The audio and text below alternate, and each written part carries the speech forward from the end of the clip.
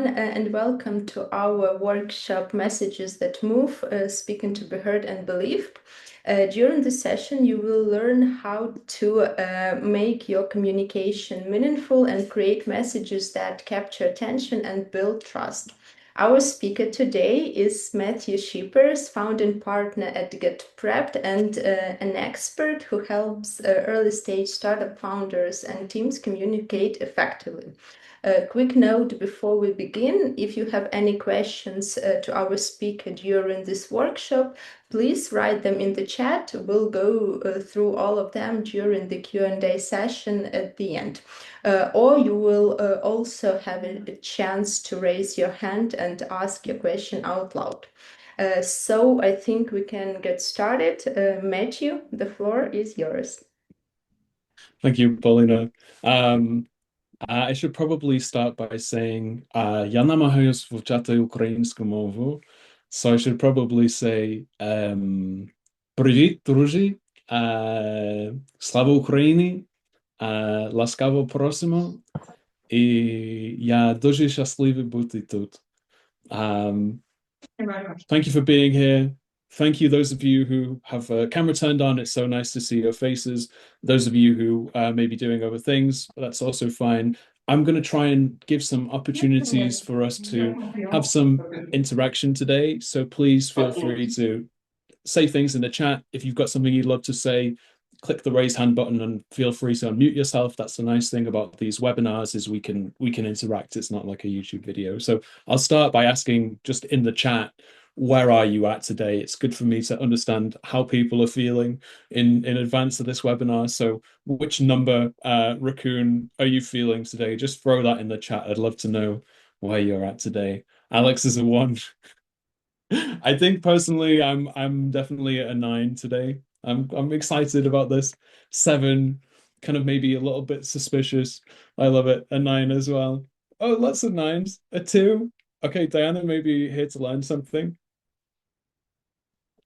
2 and 5. Okay, a real mix. I love it. Okay, let's get started. So why are we here today? Messages that move. We're looking at how we can craft communication that actually makes people do things, right? How do we actually communicate in a way that changes outcomes? So I should probably start by introducing myself. Hello, I'm Metью, and I believe that the language we have is the most powerful tool that we have for changing the world that we're in, and that's why this topic is so important to me. I've worked in classrooms, I've worked with nonprofits, I've worked with corporates, helping apply behavioral science and cognitive science to the field of communication and decision making. So I'm hoping to share some of the stuff I've learned today with you guys, and something that we can put into action.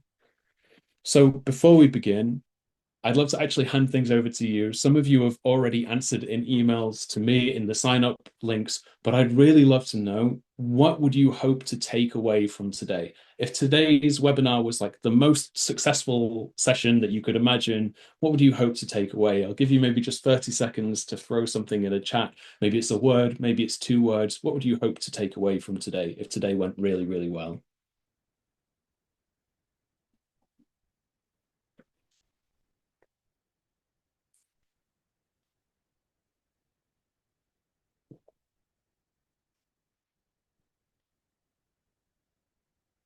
Firm, convincing clarity. I love it. Great 3 words together.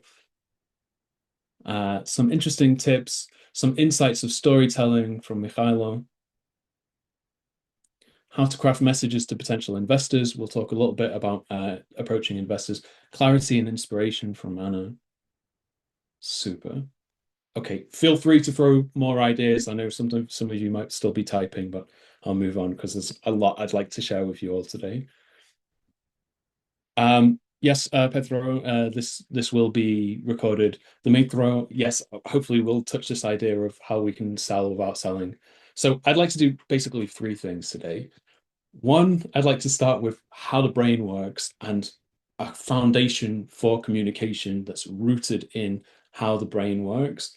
Then I'd like to talk about how we can use that practically. So tools, techniques, tactics that we can use this information in our daily lives.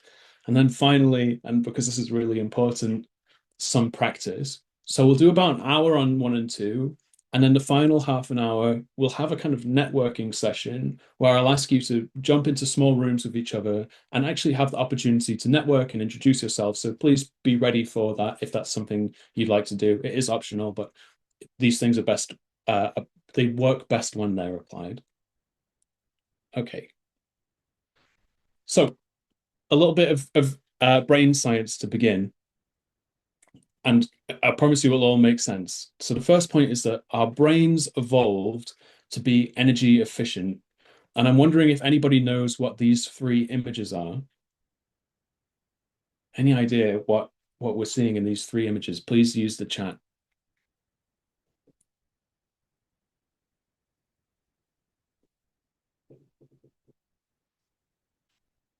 They are three different things. Fractals, tree root neurons, tree brain and blood. Okay, we've got some smart people in this webinar. That's really great to see. Branches, says Alex. So from left to right, we have the branches of a tree.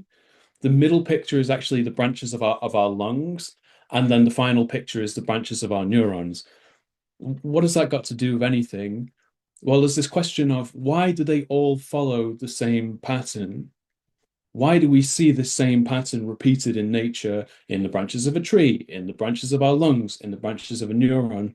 We see that pattern because it's mathematically efficient. And one of the key things to understand about our brains is they evolved to be efficient, to save as much energy as possible. Our brains make up about 2% of our body mass, and they use about 20% of our daily energy requirement, which is huge. So they want to be as efficient as possible. One of the ways brains evolved to be efficient is they make predictions. So we don't see the world as it actually is. We see the world as we expect to see the world. So I'm sure you can see a triangle and a square and a sphere. Those shapes aren't there, but our brains predict that they're going to be there. We expect them to be there. So to be efficient, our brains make predictions. Those predictions change all the time. We update those predictions and we change them through learning. If you haven't seen this photo before, I'd love to know what you think you see. What is this an image of? Maybe you've seen it already. If you have seen it already, then I'll ask you please not to comment. But it's an interesting phenomenon. So if you haven't seen this image before, you're probably thinking, well, what am I actually looking at? I'll show you what you're looking at. It's a jabba. Jabba? I think that's the right word. It's a frog. And what's crazy is once you've seen it, you can't unsee it. So now I go back to the original image and you will be able to see the frog because your brain has updated that prediction. And what's crazy is that kind of is forever. Like once you've seen this image once and you've had that connection, that prediction is updated. So we update our predictions all the time. And here's where we go to the bit that's most relevant for us today, which is that effective communication, clear communication is when our predictions match with each other, where what you say matches with my expectation. We can use the word predictions and expectations kind of interchangeably. And when this happens nicely, it's very pleasing to us. When we see two people dancing together, they're predicting perfectly exactly where the next footstep is going to be, and this is pleasing to us. When we hear jazz musicians play together and they know what's coming next, this is very pleasing. And it's the same when we have conversations with each other. When I know what's coming next, it feels good. Clear communication when we share those predictions together is what makes it really effective.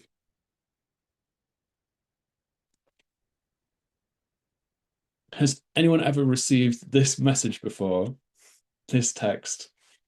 Maybe from a family member, maybe from a partner, maybe from a manager at work. How do you feel when you see this message on its own? We need to talk. Full stop. How do you feel in this moment?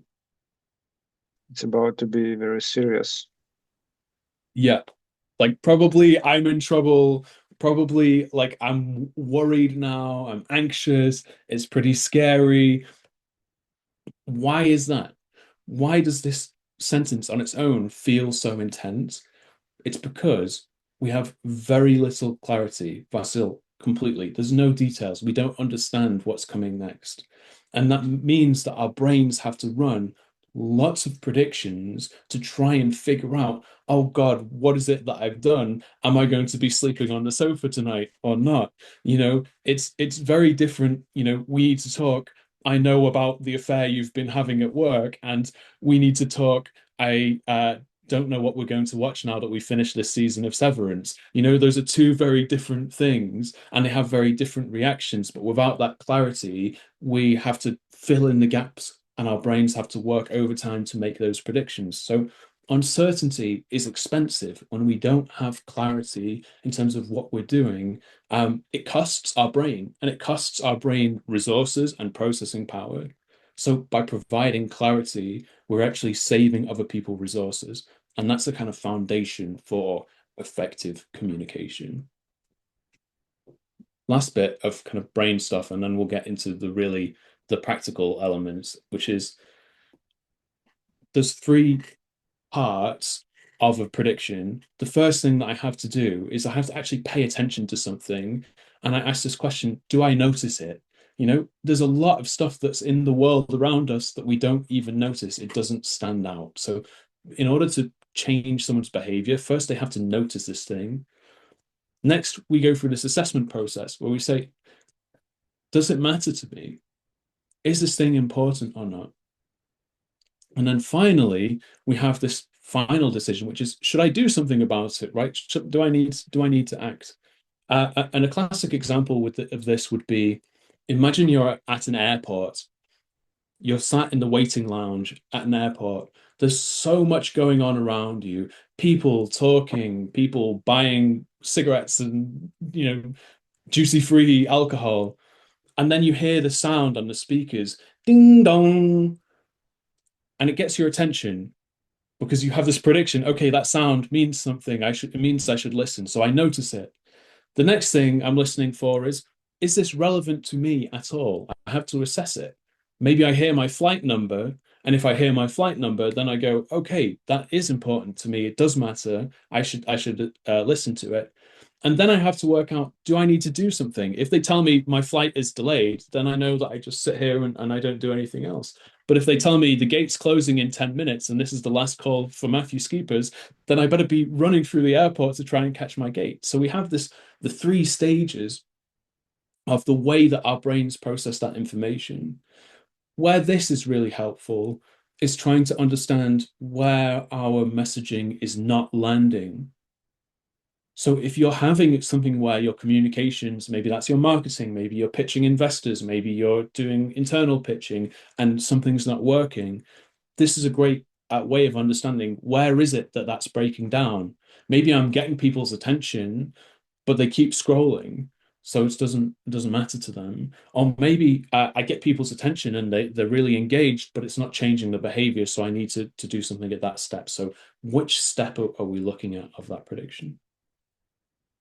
Okay, that is my best kind of whistle-stop tour of the sort of underlying brain science behind our communication. Our brains evolved to be energy efficient. To be energy efficient, our brains are making predictions. We're not seeing reality as it is, we're seeing reality as we expect it to be. In fact, we can do a little experiment here just to see it. I think everyone's probably sat in front of a table. Would that be fair to say? Like there's a table where you are. Just take 10 seconds to look at that table and realize that you're not taking in all of the details about the texture, the shape, the form, all of this stuff. There's so much detail about that table that your brain ignores because you just go, it's a table. I have a prediction for how a table behaves. If I put something on the table, it stays on the table. That's good. That's all I need to know. That's the relevant information. So we're using these predictions. Those predictions change through learning. And when we communicate clearly, we're making sure that we have these shared predictions where we're on the same page. Okay. Before we go into applying this and using this into something practical, if we understand this about how the brain works, my question to you would be, before we go any further, how do we use those ideas? Right? Cool, Matthew. It's all about predictions. Great, that's wonderful. But how do I use that practically? And I'm curious what your own predictions might be at this point in time. How can we practically use that information to our advantage? I have 5 things that I want to share with you, but I'm curious what ideas might be coming to your mind at this point.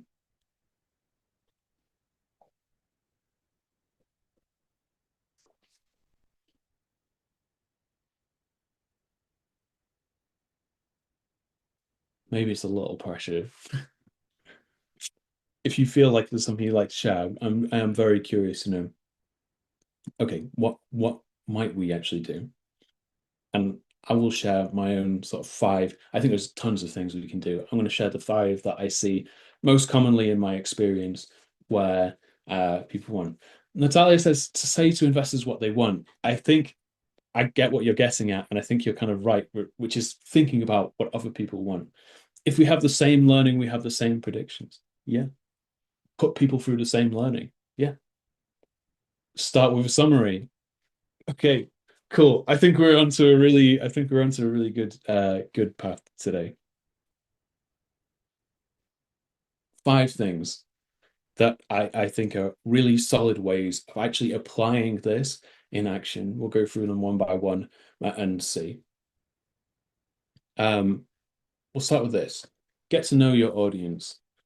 In 2016, there was an advert that was run for the Olympics, and this advert was showing kids kind of in their childhood, and they were going through all these troubles in their childhood. Maybe they were being bullied at school, or maybe their dad was being really hard on them for not doing their homework. And then it kind of flashes to the future, and these kids are Olympic athletes, you know? So it's like flashing backwards and forwards between these kids having this tough childhood and then their kind of success as athletes. And it shows that it was always their mothers who were supporting them in this path to becoming athletes. So it's kind of it's thanking mums for being supportive. And you see all these Olympic athletes, you know, running and swimming, and you know they're competing now at this international level. Any idea what this advert was advertising? What brand it was advertising? Any guesses?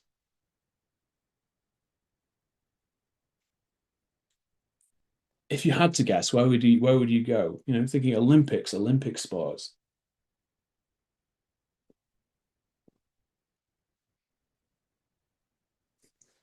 Nike, as usual, sports equipment. Cool. This is kind of what you might expect, right? Oh, we're selling. Maybe it's Nike, maybe it's Adidas, maybe it's Reebok, maybe it's something, you know, someone who's selling sports equipment. Nothing to do with sports at all. This was an ad that was run by Procter and Gamble. And does anyone know what Procter and Gamble make? Well, I mean, they own so many things, but do you know like the kind of broadest category of things that they produce? Soap. Yeah. They produce cleaning products, laundry, cleaning products, soap, right? Nothing to do with sport.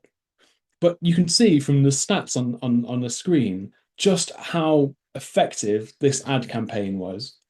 $500 million in revenue coming from this on the back of this advert.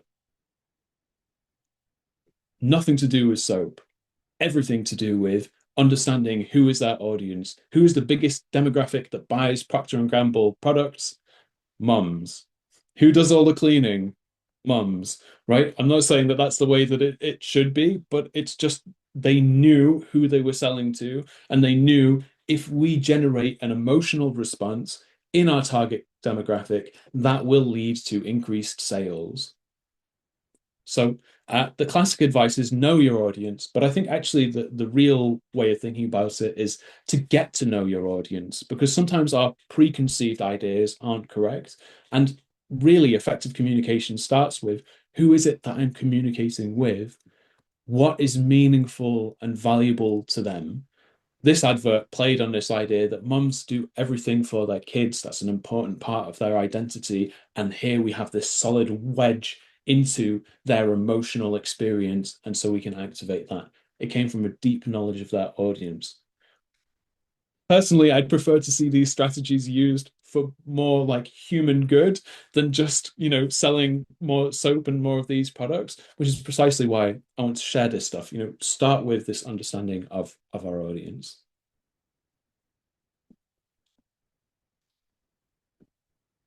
Next principle, we tend to tell people things, but actually we can end up with very different views of the world.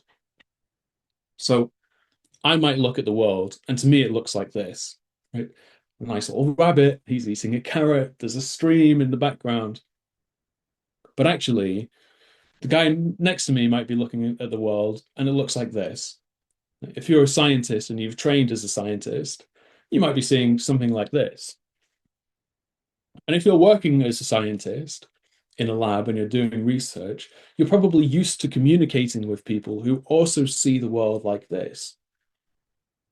But if I try and tell somebody about this vision of the world and this is what they see, what are they going to hear? They're going to hear nothing.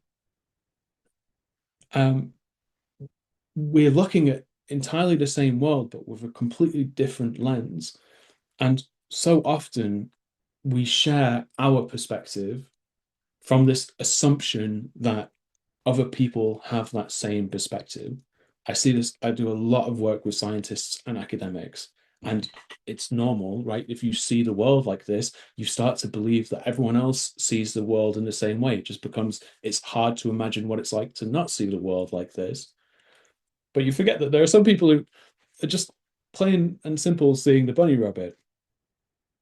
So we can change our approach by, rather than telling people things, understanding what is their way of seeing the world.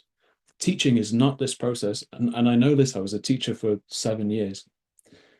Teaching is not this process of putting knowledge into somebody's head.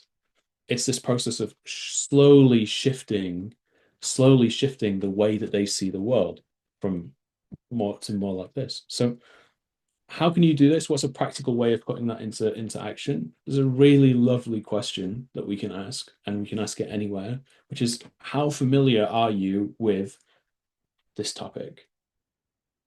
Maybe you're working in cybersecurity and that's what you're selling, and maybe the question is, how familiar are you with cybersecurity? And they say, oh, I did this course on it, and this is how, and now I know the level that I can communicate with you at. But if I just start rolling into that conversation with this idea that you have the same level of knowledge as me, then we could be talking about completely different things, and then I'm not listening. So can we find a way to actually teach what we know rather than just tell people what we know? Okay. When we think about predictions and our brains and how they make predictions, we have two real fundamental forces: things that are known and things that are new. On the right is a quote from the former CEO of BlackBerry.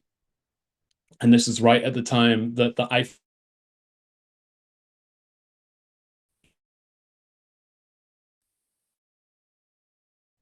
And he said, it's okay, we'll be fine. I don't know if anyone had a BlackBerry back in the days. They were very popular for a period of time, but they were wiped out by iPhone. They were wiped out by Apple because they stayed in what was familiar and they didn't try something new. Similarly, there are companies that tried something that was so new and so different that people were confused. They didn't understand it. They couldn't make sense of it. So there was a campaign in the late 90s, early 2000s. They released Crystal Pepsi. It was like normal Pepsi, Coca-Cola, but it was see-through. It was clear, and sales tanks. They just couldn't sell it at all. They had a complete disaster. There's a quote there from the former CEO. He said, it would have been nice if I'd made sure that the product tasted good, which I think is probably a good thing to do if you're launching a new product. They suffered because they went too new. So we always are facing this balance between things that we know and things that are novel, completely new. When we deal with things that are familiar, the truth is they're easy to process. I don't know how many of you drive to work. But maybe you've had this experience when you drive the same route to work every day, every day, every day, every day. You'll have this one day where suddenly you're at work and you realize, I have no memory of this drive. I don't remember how I got here. I don't remember what happened, but I'm suddenly here at work. How does that happen? It happens because it's so familiar to us that our brains just go into autopilot mode to conserve resources. They say, I know this. Same thing happens at home. Your partner probably picks up on something that you've left lying around the house. Maybe you take off a jumper and you throw it on the back of the chair, and our brains phase them out. We stop paying attention because it's so familiar and it's there. So the challenge of things that are too familiar is they become boring very quickly and they become easy to ignore. So very common advice when it comes to communication is you've got to stand out, you've got to be surprising, you've got to do something new, you've got to do something novel. And that's great because new things they surprise us, they stimulate us, they feel more important when they're different. But there's a challenge here, which is it's expensive. I have to run a whole new set of predictions to try and understand what it is that I'm looking at. I have to run a whole new set of predictions to make sense of it, and that can be quite overwhelming. So we're looking for this sweet spot. Where can I find something that's a familiar message with just enough of something that's new that I can attract that interest? So there's a way that we can use this, which is anchor in something familiar and then introduce something new. If I say something to you like it's like Tinder for dogs, you go, okay, I know what Tinder is. I know what dogs are. Those two things are familiar. The combination of those two things is new, and now I'm interested, and you've got my curiosity. Right? So you see this pattern a lot. Like it's like Uber for X. What pattern is that leveraging? It's leveraging this idea of start with something that I already know and then build something new to get that curiosity. So it's the oldest and most effective storytelling structure in the world, which is start with what is. Here's how things are. Here's how things have always been. It's always been this way. And then we move to here's the future. It's a future you've not lived before. It's completely different. It's what could be. I'm anchoring in the familiar and I'm intriguing you with something that's new. Okay, fourth tip, be specific. I have to admit, I'm awful for this because I am British. And some of you may have worked with British people, and you might have this idea that what British people say and what they mean can be quite different from each other. They can be quite divorced from each other. And I know this, especially working with Spanish people, that sometimes my words are taken very differently from what I mean. So I might say to someone, hey, that's not bad. And my meaning is it's good, but, and I say this working with Spanish people, they go, no está mal, pero no está bueno. It's not bad, but it's not good. So he's not happy, right? And so because I'm not specific with my words, there's this room for interpretation, and our predictions are not on the same page. If I said to you, I'm very happy with your work, suddenly I remove that ambiguity. I don't just say it's good or it's not bad. I give you that clarity. I'm specific. I could go even more specific. I'm happy with this thing about your work that you did, right? The specificity helps the prediction machinery of another person. And where I see this a lot of the time is website sections that look like this. I'm sure that you've seen tons of websites with slogans, the future of growth starts here. Where performance meets possibility. And there's this question of, well, what are you saying? It feels very important to us because we wrote it, and it feels like our marketing copy, it's so important. But a lot of the time, I have no idea what it is that you actually do. And so there's this question of, can we simplify and can we be specific? And can we share with people what it is that we actually do? Be specific. Don't be afraid of saying, we are this company, we build an app, and this app does this. You know, what that does is it helps other people make predictions. Said by the main man himself, Leonardo da Vinci, simplicity is the ultimate sophistication. Sometimes it feels like, oh, I'm dumbing my idea down too much. But the truth is, if another person is interested, they'll go deeper. But if I can present the most simple version, that takes a lot of sophistication. It takes a lot of hard work to make something clear as possible. Final point that I'll share with you, which is this idea of bottom line up front. Does anyone recognize this chart? Anyone recognize where it comes from? Maybe some of you will have seen this before. I can't take credit for this. I'd love to, but I can't. This is actually from a McKinsey consultant in the 1980s, a lady called Barbara Minto, and she released a book called The Pyramid Principle. And it's how do you communicate as a consultant? How do you actually present your ideas? Because we start at the bottom. You don't just have your main idea and your main conclusion. You start at the bottom. You're collecting evidence, you're collecting data.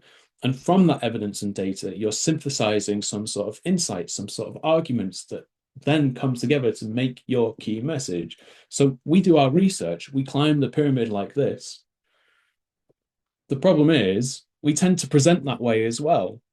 So you've been doing all your research. This happens especially with startup founders. You know, I've done all my research on the market and, you know, competition, and put all this stuff together, all this evidence, and I've built these arguments, and then I'm going to present my key message. But if I come to you first with the data, I don't understand why it's important. I don't understand what you're actually telling me. So there's an idea, it comes from the US military as well. Put the bottom line up front, tell people what they need to know first, and then give them all the information afterwards. So present from the top of the pyramid coming down. Don't give people all the evidence and the data. Start with, here's the key message, and then I'm going to bring you the insights, and then I'm going to bring the data to back it up. Where this is really super duper important is startups who are presenting their startups to investors.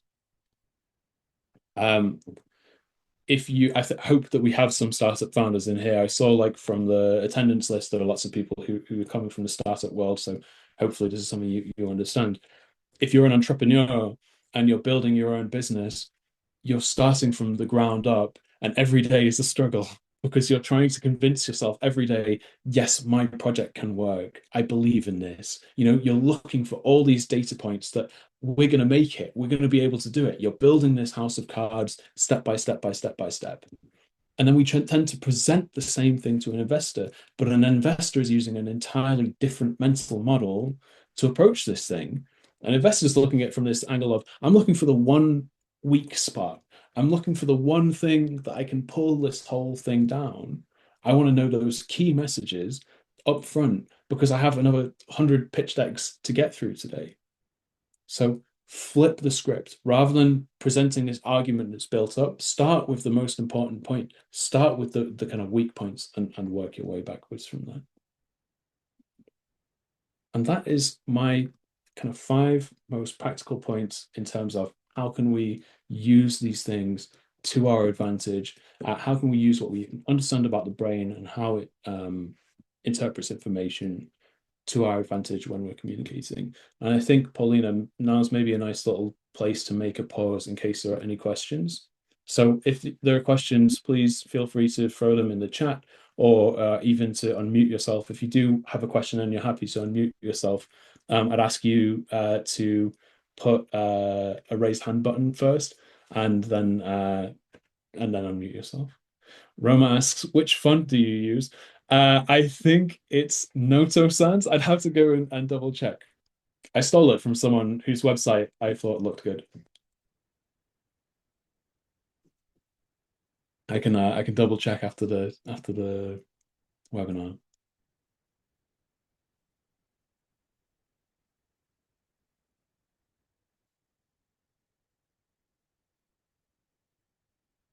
Vasil? Yeah, you mentioned a couple of books, or probably at least one. Will you share them after this call? I can Okay, do. thanks. I plan on sharing the slides from this Okay. call.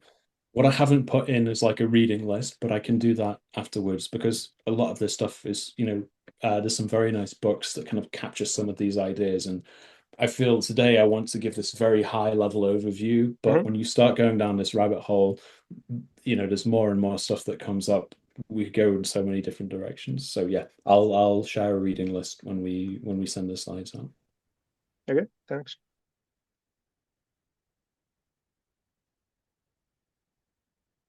Okay. I'll do a little bit of self-promotion because some of us will maybe not want to stay around for the networking part. I hope that you do want to stay around for the networking part. There's an opportunity to actually present some of your own ideas, and really there's a lot of this is about practice. And if a lot of startup founders present to investors kind of for the first time, so I wanted to provide more opportunities to present, to get feedback in a very low stakes way. So on the 5th of December, we'll be launching a new pitch competition. It'll be 5 startups. There'll be 5 minutes per startup. You'll get 5 minutes of feedback. And we're also enabling audience feedback. So it won't just be a panel of juries who are rating you. You'll also get ratings from the audience. So it's tough. It's brutal, but if it's a great place to kind of get that very raw feedback to develop your pitch, see how you're interpreted, not just by kind of a jury of investors and of a communication specialist, but also a jury of your peers. How do potential customers see your product? How do other startup founders see your product? So it's a great way of kind of rapidly getting a lot of advice. So I'll share the links for these at the end. And then finally, here's some contact details for me if you'd like to get in touch. I do work with these kind of webinars and these kind of consulting and the cognitive science side of things.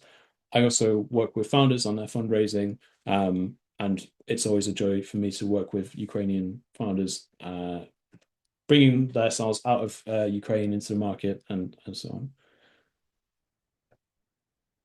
on. Roma asks how to practice in the right way to express your ideas simply and at the same time have it appeal to the target audience. The best thing to do is to do it a lot and to start with these questions, right? So one of the most effective things we can do is ask questions. And actually, it's tough in this webinar format because there's so many of you and there's only one of me. And, thank you, those of you who've had your cameras on. It really makes a difference to be able to see your faces. But even at the start of this session, I asked this question, what do you hope to take out of this? I'm constantly trying to work out where is your level and what do you already know so that we can kind of pitch appropriately. I hope that answers your question, Roma. So just talk. The best advice for startup founders is talk to your customers. And I couldn't agree more, but ask questions and ask the right questions. Can you understand where they're coming from? Okay. Hopefully no one's we're gonna have people sticking around, but I'll give you the kind of heads up. I'm gonna introduce this next section. It'll maybe take about 10 minutes. And then I'm going to put people into breakout rooms because I'd love for you to try out some of these ideas. I'll give you a framework that we can use. I'll ask you to introduce yourself. Take about 90 seconds to 2 minutes to introduce yourself in small groups, because really our brains are making these predictions, and we talked about learning is updating these predictions. But hopefully you've sat through today and you've thought, hey, that's really interesting. I'd love to know more about this stuff. I found that it clicked to me. I wanted to listen to it. And then you can go away from this call and nothing changes, because it's the deliberate practice that helps us integrate and update our own predictions and mental models. So if you're willing to stick around and do a little bit of networking, here's a great opportunity for you to apply some of these principles and update and embed in your own mental models. So some shortcuts for the stuff we're looking at. Has anyone seen these 3 ideas before? Anyone familiar with who that is in the center of the triangle?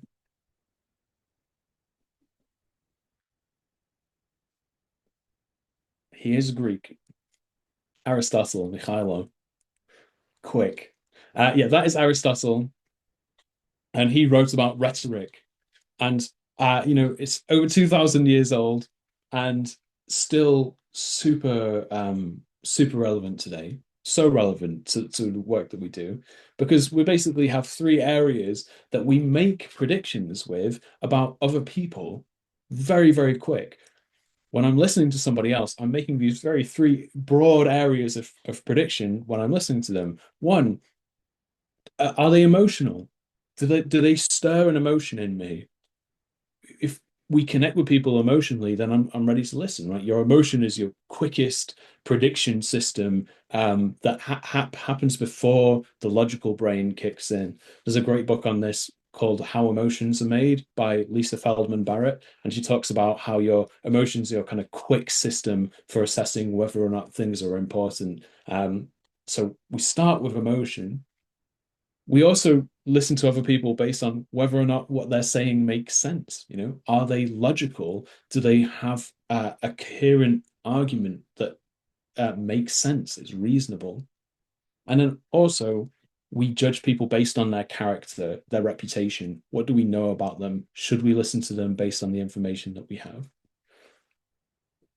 This is why we don't even need all three of these. But if you want to be the most compelling speaker you can be, then this is a great way of thinking about it. Any talk that you do, you can ask this question: do I have these three ingredients? Because if you do, you'll be unstoppable. Am I communicating the emotion? Am I communicating something that's logical, it makes sense? And am I presenting my best kind of reputation? Sometimes you just need one of these. So you'll probably have heard stories about founders getting funding. You know, we just raised $4 million from VCs, and we don't have an idea yet. It's just that our founding team is ex-Microsoft, ex-Google, and they both went to Stanford, right? It's all ethos, it's all character that's saying, okay, I trust that you can execute. You'll also have met people who don't talk a lot of sense, but they communicate in this very emotionally compelling way. And so we listen to them. So each of these pillars can stand on its own, but the best way of presenting ourselves is if we have all of them in equal measure. So I want to share a template with you, and it's a template that I try to use myself, right? Which is we can introduce ourselves. Oh, sorry. We can introduce ourselves using this framework. So start with an emotional hook. This is really great, by the way, if you have a conference, for example, where you're meeting lots of people and you have to do these kind of elevator pitches, these short pitches. Right? How do I structure that short pitch in a way that makes sense? Well, actually, in 30 seconds to a minute, I can get pathos, logos, and ethos all together. I can build trust through emotion, through logic, and through credibility. So we start with an emotional hook. I said this to you guys today. I said, hi, everyone, my name's Matthew, and I believe that language is the most powerful tool that we have. It's the most powerful tool for changing the world. And that's why I work with translating cognitive science into practical communication techniques. Right? I've linked that emotional hook. And why should you trust me? Well, because I've worked with non-profits. I've worked with Fortune 500 companies and their leadership teams. I've worked with at this point, hundreds of companies bringing those insights, right? I've had something to bring that credibility there. So there's this three-part structure. I believe that X, or it's important to me that Y. And it has to be something that you actually believe in. You know, you can't just pretend on this front. It has to be something that you have that conviction about. Link that to what you do, and then we use this credibility connection. Why should I trust you? Right?